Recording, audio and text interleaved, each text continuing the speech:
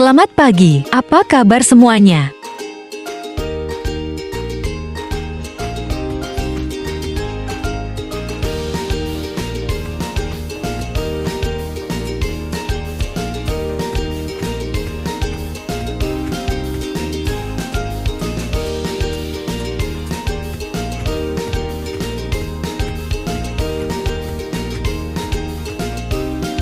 Sistem ekskresi adalah proses pengeluaran zat-zat sisa metabolisme yang tidak diperlukan oleh tubuh. Sistem ekskresi manusia melibatkan organ ekskresi, yaitu ginjal, kulit paru-paru, dan hati. Namun di sini kita akan membahas sebuah kasus, yaitu gangguan pada sistem ekskresi manusia yang sedang meningkat. Adapun kasus gagal ginjal akut ini telah terjadi di tanah air dari tahun ke tahun. Kepala Bidang Pencegahan dan Pengendalian Penyakit Dinas Kesehatan di Jakarta mengatakan, pihaknya menerima puluhan laporan kasus gagal ginjal akut pada anak usia di bawah 6 tahun sejak Januari tahun 2022. Memiliki gejala yang umum seperti diare, mual dan muntah, demam selama 3-5 hari, batuk pilek, dan sering mengantuk. Pasca WHO merilis bahwa penyebab kasus serupa di Gambia adalah karena intoksikasi obat. Arah investigasi kemudian berganti menjadi intoksikasi atau keracunan. Sebagai penanganan darurat, Kemenkes dan BPOM menarik semua obat sirup untuk menghentikan peresepan obat sirup. Setelah instruksi, jumlah kasus menurun secara drastis. Pemeriksaan darah, urin, dan biopsi ginjal bahwa terdapat etilen glikol dan ditilen glikol. Kemudian, obat-obatan yang ada pada rumah anak yang menderita GIPA juga diperiksa.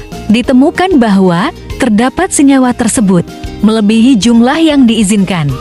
Setelah dilakukan pemeriksaan di 3 pabrik industri farmasi, ditemukan bahwa kandungan etilen glikol pada bahan baku obat jauh melebihi ambang batas 0,1.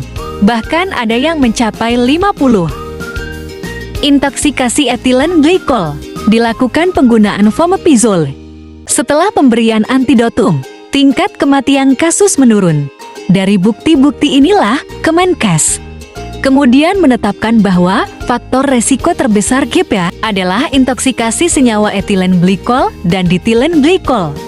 Kementerian Kesehatan melaporkan ada 206 balita terdeteksi mengalami gangguan ginjal akut progresif atipikal di Indonesia hingga 18 Oktober tahun 2022. Dari jumlah tersebut, 99 balita atau 48% dinyatakan meninggal dunia.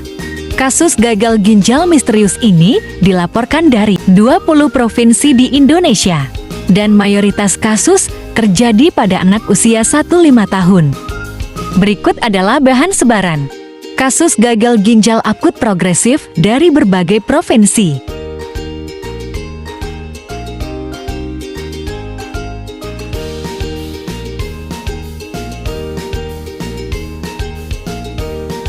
Kementerian Kesehatan menghimbau sebagai upaya pencegahan agar orang tua tetap memastikan perilaku hidup bersih dan sehat tetap diterapkan. Pastikan cuci tangan. Makan makanan yang bergizi seimbang. Tidak jajan sembarangan. Minum air matang. Pastikan imunisasi anak secara rutin. Dan harus selektif dalam memilih obat yang mengandung BPOM dan IMUI.